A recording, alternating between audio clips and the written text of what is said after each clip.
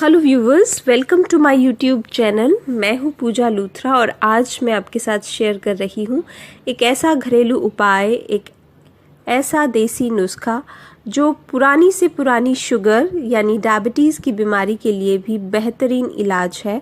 तो चलिए जानते हैं इस देसी उपाय के इंग्रेडिएंट्स। इसके लिए आपको चाहिए 25 ग्राम लहसुन छिला हुआ, 50 ग्राम अदरक, 50 ग्राम पुदीना और 50 ग्राम अनारदाना। इन चारों चीज़ों को पीस कर चटनी बना लीजिए और इस चटनी को दिन में 3 बार यानी सुबह, दोपहर, शाम को खाने के साथ एक एक चम्मच खाइए।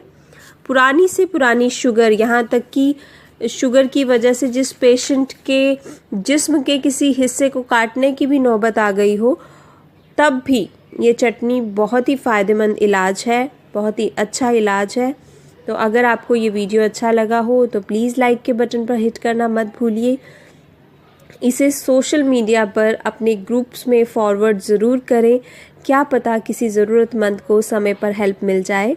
Thank you for watching my video. Bye.